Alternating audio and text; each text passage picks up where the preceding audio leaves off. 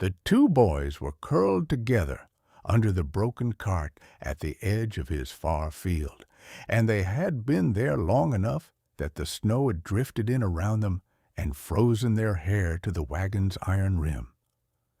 Matthias saw them in the gray light of the hour before dawn, when he came out to check on the ewe who had lambed in the night. He stood very still for a long moment, with the lantern held low so as not to wake them, and he looked down at the two small green-skinned faces where they slept against each other in the cold, and he felt something move inside his chest that he had not felt in 3 years and that he had stopped expecting to feel again. The older one was perhaps 10.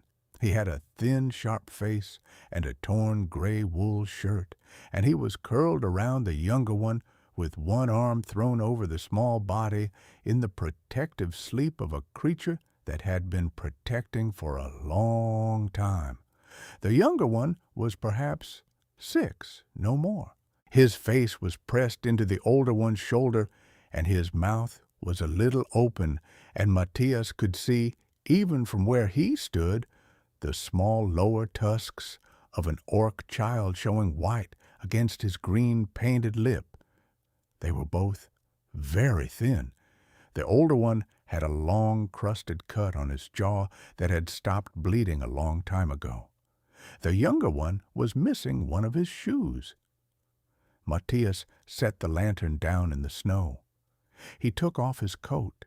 He laid the coat over both of them as carefully as he could, and the older one woke immediately, the way only a child who has slept rough wakes, with the eyes open and the body very still and one hand already moving toward something to throw.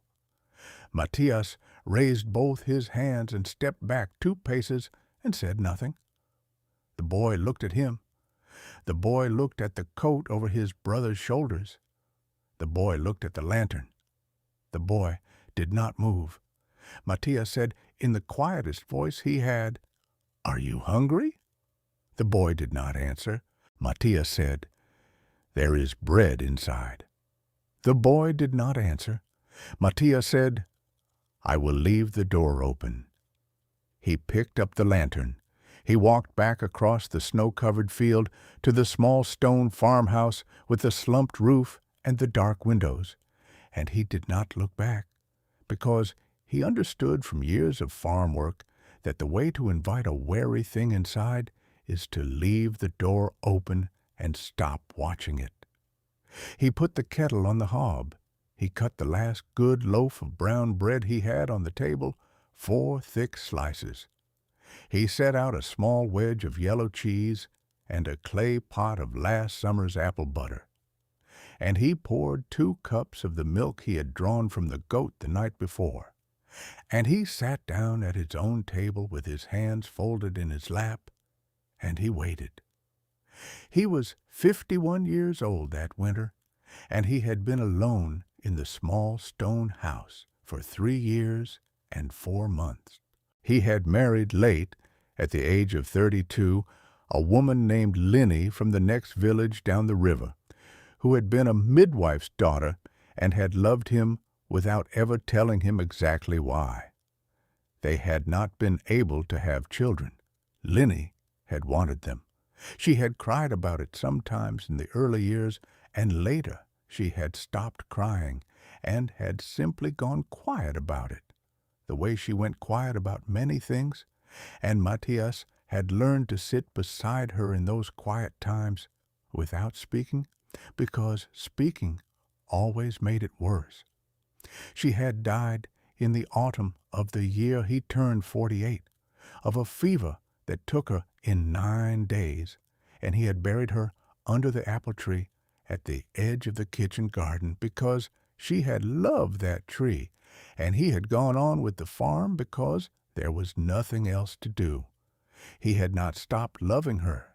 He had simply learned to carry it the way a man learns to carry a stone in his pocket, which is to say without thinking about it most of the time, and with a sharp, small ache when his hand brushed against it. The village he lived at the edge of was called Dornfeld, and it was a frontier farming village of perhaps 200 souls strung along a single muddy main street between a grain mill at the south end and a small stone church at the north.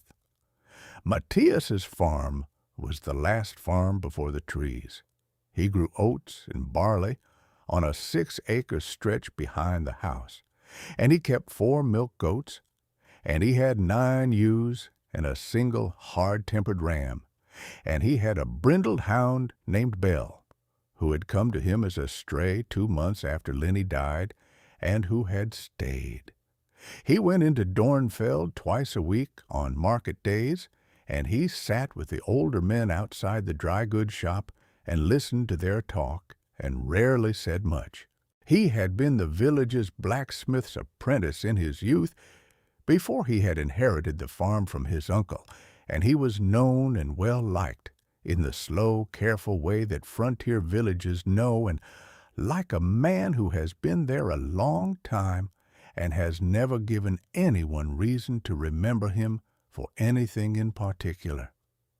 He understood, sitting at his table in the dark kitchen with the bread in front of him and the door cracked an inch behind him, that this was about to change. He waited. The gray light at the window turned slowly to the pale gold of full dawn. He heard nothing for a long time. Then he heard the faint creak of the back door being pushed inward another inch. He did not turn. He did not look up. He kept his hands folded on the table and his eyes on the bread, and after another long moment he heard the soft scrape of 2 pairs of bare and half-bare feet on his pine-board floor, and he heard the low, tense whisper of the older boy speaking to the younger one in a tongue Matthias did not know. The older boy's voice was very calm. Matthias had heard that calm before. It was the calm a person carried when they had learned that being afraid out loud was a thing that got their family killed. He did not turn. He said, in the village tongue, "Sit."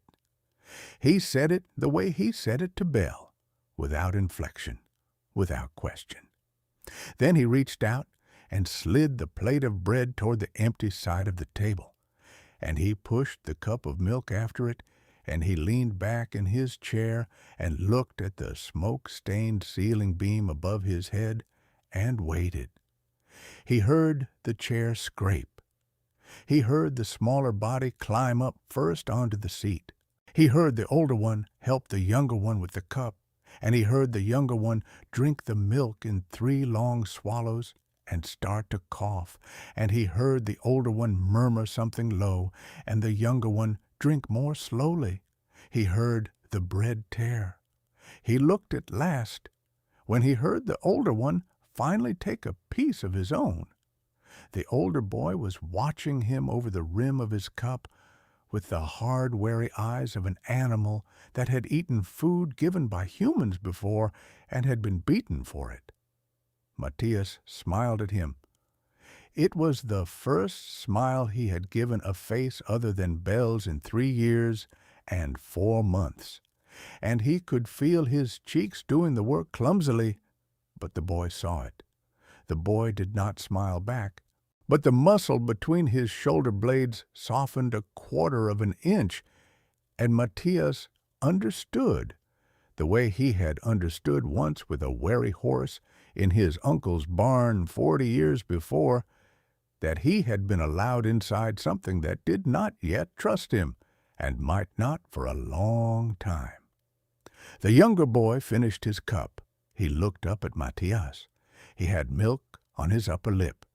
He said something in the Orc tongue, a short phrase, and the older boy hushed him quickly and looked at Matthias to see if Matthias had taken offense.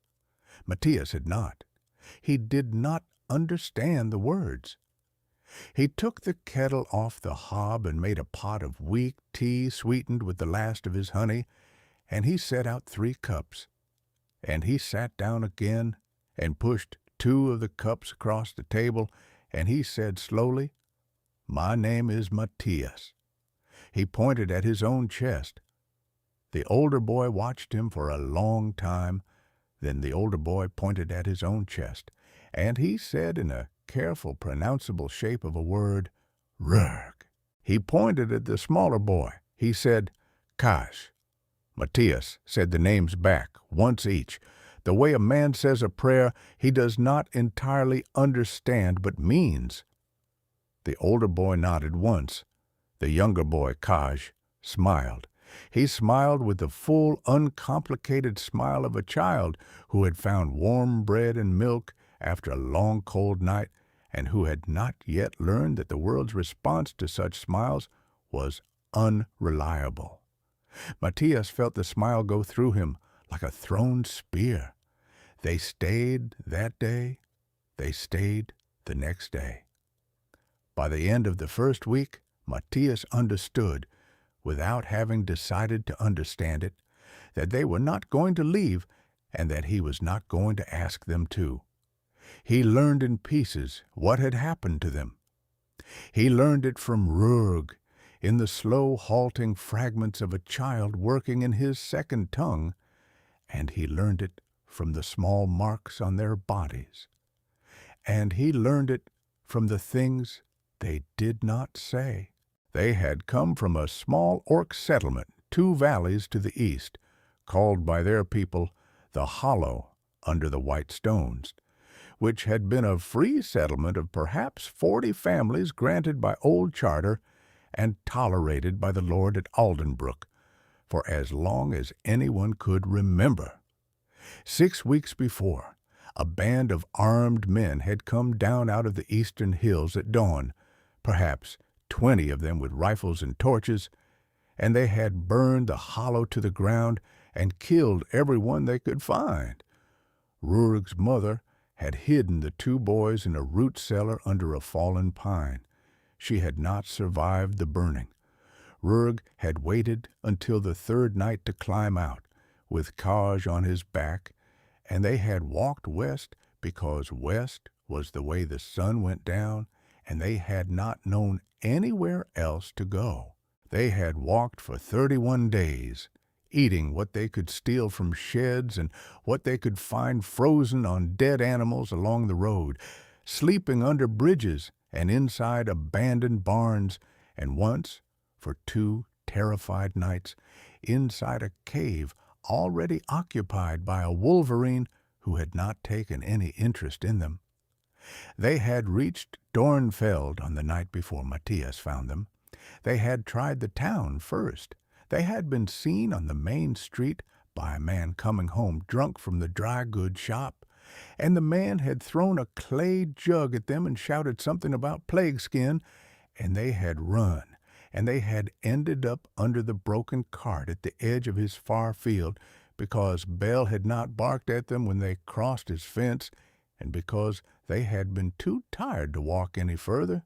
Matthias listened to all of this in pieces over the first 10 days, mostly while doing other things, feeding the goats, splitting wood, mending a torn piece of leather harness, because he had understood from the first morning that Rurg told things best when he did not feel watched. He did not say much in response.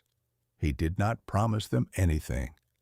He simply nodded when Rurg looked up at him for a reaction, and he kept doing his work. And at the end of each piece of the story, he would say something small and ordinary like, "The goats need fresh water," or "This leather is no good anymore." And Rurg would nod, and the small body of Kaj would relax against Matthias's leg, where he had taken to sitting while Matthias worked, and they would go on. By the 3rd week, Kaj had begun calling Matthias Da.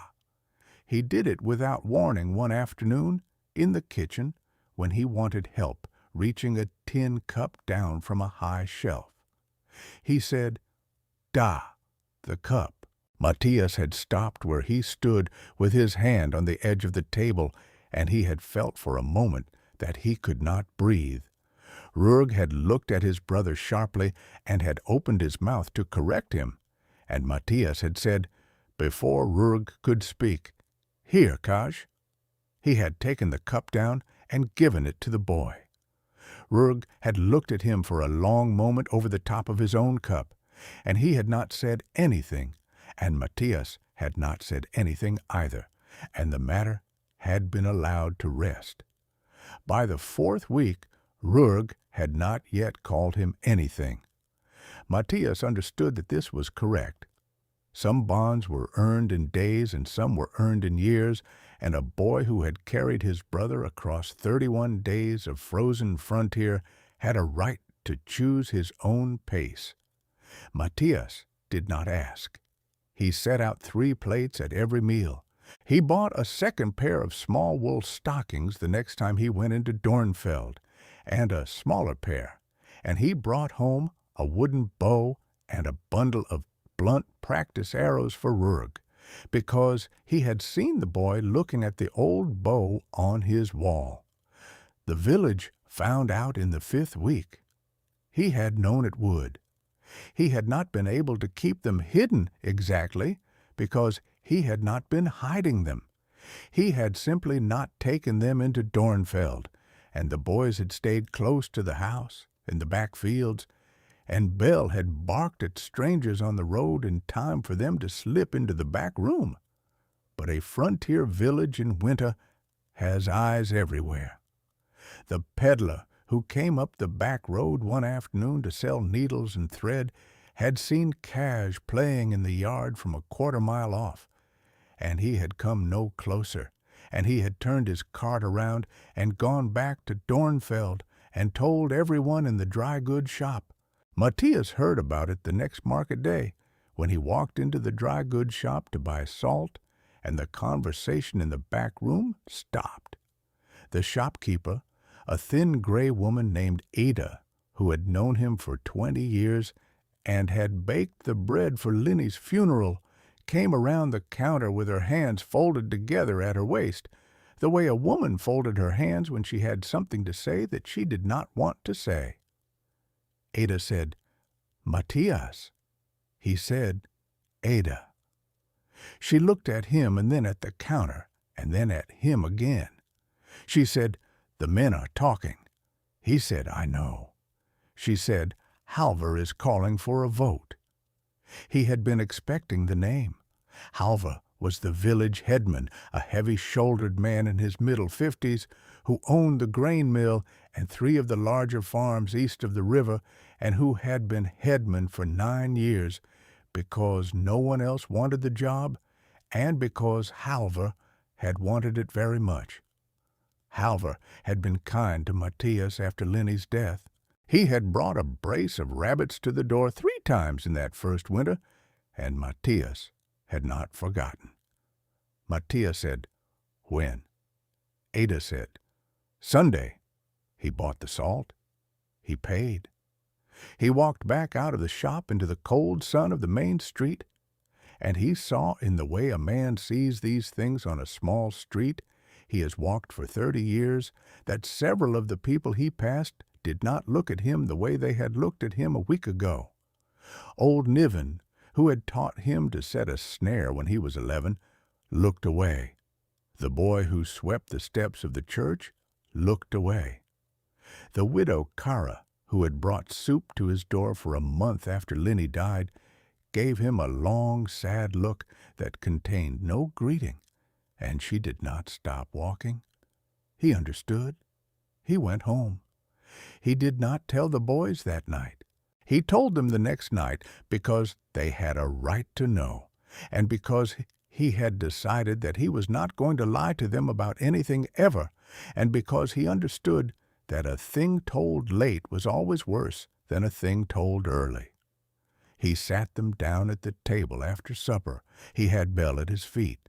He spoke slowly and used short words, and he watched Rurg's face to make sure Rurg was understanding the village tongue well enough. He said, "The village is going to vote on Sunday. The vote will be about whether you are allowed to live here." He said, "I am telling you because you are not children to be lied to."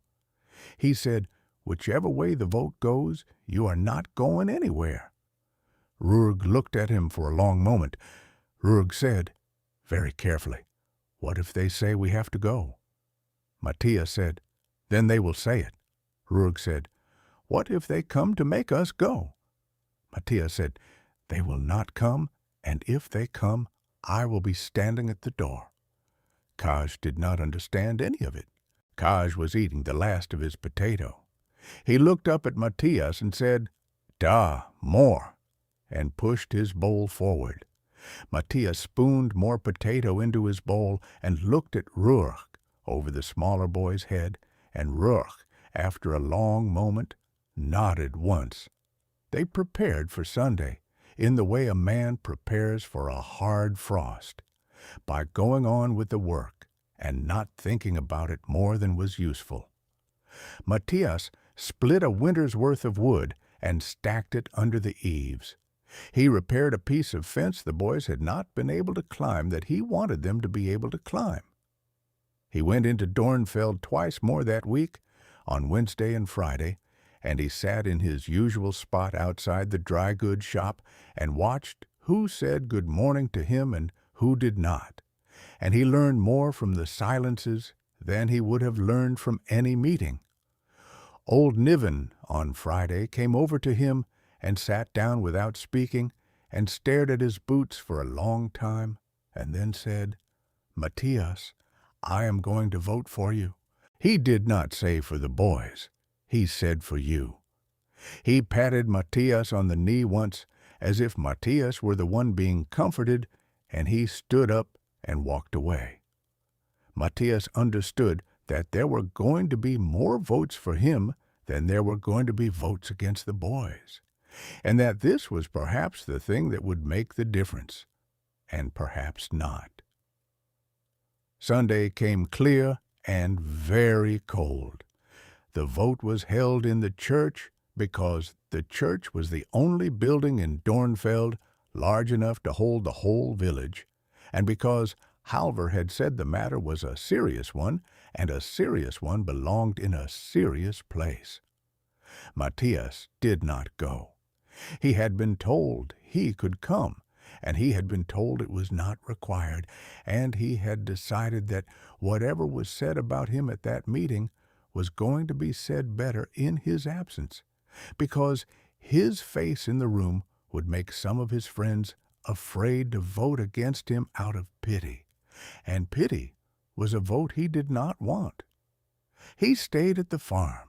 He fed the goats. He chopped a piece of kindling that had not needed chopping. He sat at the kitchen table with a cold cup of tea and watched the road. Rurg watched the road from the other window. Kaj played on the floor with a small carved wooden horse Matthias had cut for him out of a piece of pine. The vote took 2 hours. Matthias knew when it was over, because he saw the smoke of the church chimney die out, which meant they had let the fire go cold and were leaving. He did not see anyone come up the road for another hour after that. The first to come up the road was Ada. She was alone, walking, with her gray shawl pulled tight around her shoulders against the cold. Matthias went out to meet her at the gate. She did not come into the yard. She stopped on the roadside of the gate, and she put her hand flat on the top rail, and she said, "Matthias, the vote was 41-17. She said, "You have until the end of the month to take them and go, or Halvor is sending the constable." She looked at her hand on the gate. She said, "I voted for you." He said, "I know." She said, "I am sorry, Matthias." He said, "You do not have to be sorry, Ada." He said, "You voted the way you voted, and you came up here yourself to tell me, and that is more than most." She nodded. She said, "What will you do?" He said, "I am going to stay." She looked at him for a long time.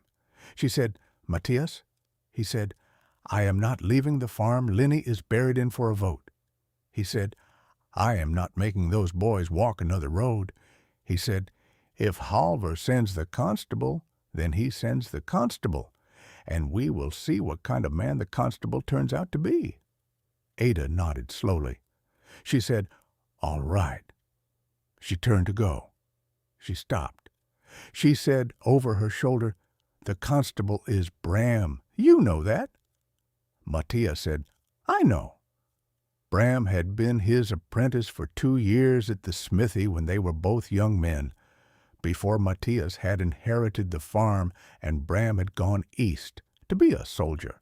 Bram had come back to Dornfeld 5 years ago with a bad limp from a rifle wound and had taken the constable's post because Halvor had given it to him and because he had nowhere else to go. He was a quiet, careful man. He owed Matthias nothing in particular, and Matthias owed him nothing in particular. Matthias had no idea which way Bram was going to come, and he understood that Bram probably did not know either. He went back inside. He told the boys. Rurg said, "What does it mean?" Matthias said, "It means at the end of the month a man may come to make us leave." Rurg said, "Will you fight him?" Matthias said, "No." Rurg said, "Why?" Matthias said, "Because if I fight him, then he gets to tell the rest of the village that I am dangerous, and they will come back with 20 men, and we will lose." He said, "I am going to stand on the porch, and I am going to tell him no, and he is going to have to choose what kind of man he wants to be." He said, "That is the only way this works." Rurg looked at him for a long time.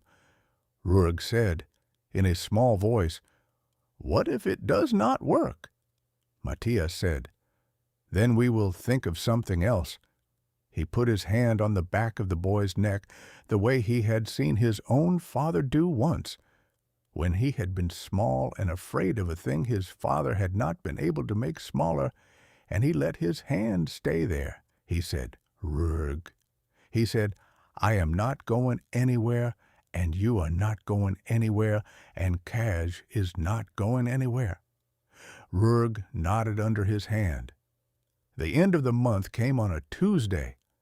Bram came up the road in the middle of the morning, alone, on foot, with his constable's badge pinned to the front of his old gray wool coat and his rifle slung muzzle down across his back. Matthias saw him from a quarter-mile off. He went out and stood on the porch of the small stone house. Rurg stood inside the door behind him with one hand on the latch and the other hand holding Kaj by the shoulder. Bell was on the porch beside Matthias's right boot. Bram came up the path and stopped at the foot of the porch steps. He looked up at Matthias. He said, "Matthias." Matthias said, "Bram." Bram said, "You know why I am here." Matthias said, "I know." Bram said, "You have to go." Matthias said, "No." Bram looked down at his own boots. He looked up. He said, "I do not want to do this, Matthias." Matthias said, "I know that, Bram. I am asking you not to do it." Bram said, "Halvor is going to ask me when I come back whether you and the boys were on the road by sundown. He said, I am going to have to tell him something." Matthias said, "Tell him you came up the road and you stood at my porch and you told me to go and I told you no. Tell him that." He said, "You do not have to lie for me." He said, "You do not have to lay one hand on me." He said, "You came. You did your job. The job is done." He said, "What Halvor does next is between Halvor and me." He said, "You go home, Bram." Bram looked at him for a long, quiet moment. He looked at the doorway behind Matthias, where the boys were standing. He looked back at Matthias. He said, very slowly, "Do you know what they will do, Matthias?" Matthias said, "They will come up the road in numbers, or they will leave us alone." He said, "I do not think they will come up the road." Bram said, "Why?" Matthias said, "Because 41 votes is not the same as 41 men willing to climb my porch and put their hands on a 51-year-old widower and 2 orphan children in front of each other? He said, the vote was a vote. The next thing is a fight, and the men of Dornfeld are not fighters. He said, they will grumble for a year. They will not buy my barley. They will cross the street when they see me. They will not come up the road. Bram thought about it for a long moment. He said, you are probably right. He said, I will tell Halvor what you said to tell him. He nodded once. He said, good day, Matthias. He turned. He walked back down the path. Matthias stood on the porch and watched him go. When Bram was out of sight, he sat down on the top step of the porch with his hands hanging loose between his knees, and after a long moment he felt the small warm body of Kaj come out and sit down beside him and lean against his side, and a moment later Rurg came out and sat on the other side, not leaning, but close enough that Matthias could feel the heat of him through the wool of his coat. They sat there together for a long time. Matthias was right. They did not come up the road.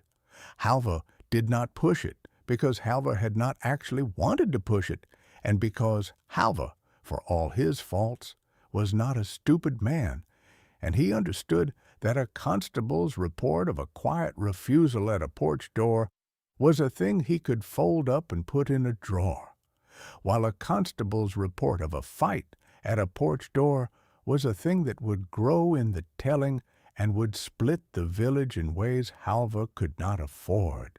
The vote was, in the end, a thing the village had needed to do for its own sake, the way a body sometimes needs to cough out a thing it has swallowed wrong, and once it had been done, it was done, and the matter receded.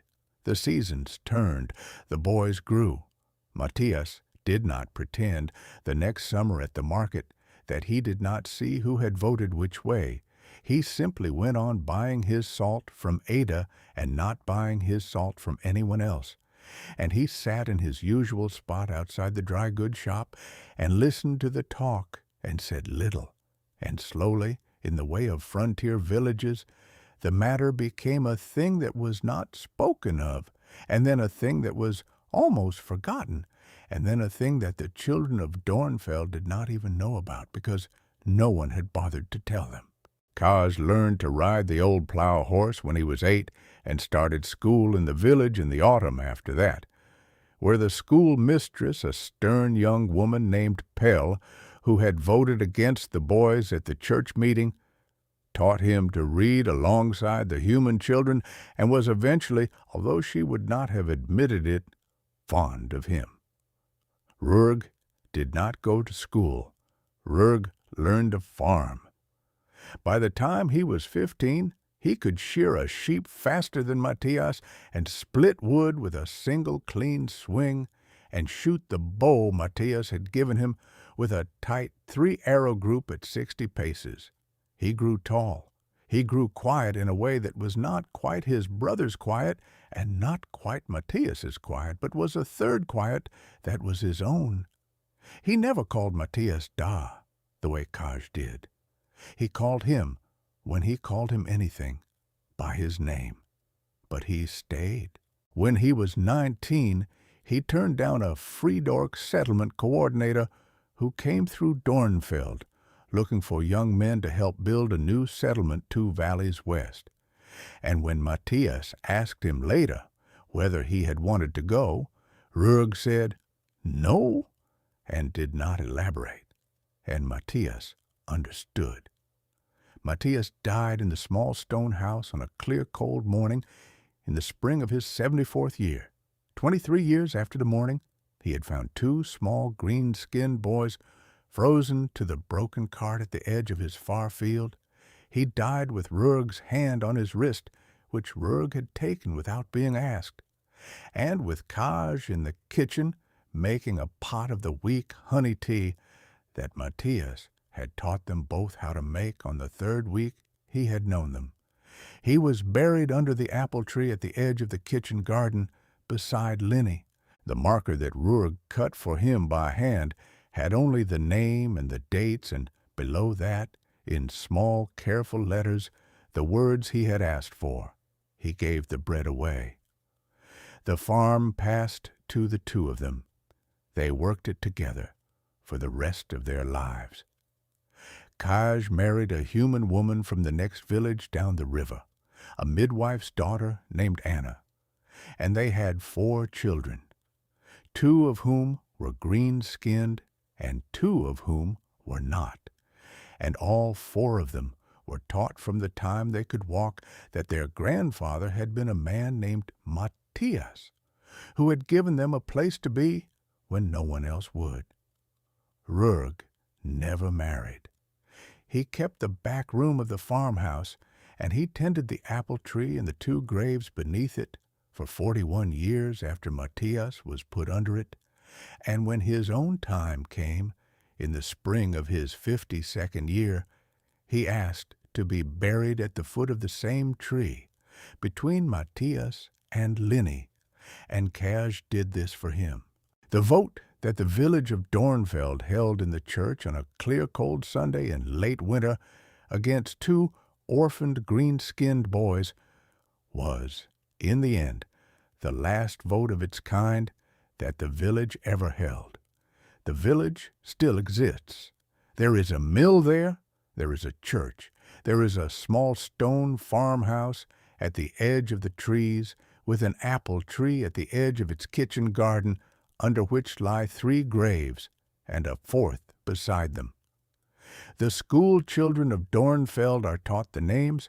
They do not know, most of them, what the names mean, but they know there were 4 people once who lived together in that house, and they know that one of those people was a man who had only 1 good loaf of bread in the kitchen on the morning he went out to check on a lambing ewe, and they know what he did with it. Did you enjoy the story? Subscribe to the channel to watch more stories like this one. Leave a like. It helps the channel a lot. And drop a comment down below. I always read them and use your feedback to make our content better. Thanks so much. The Orc Keeper.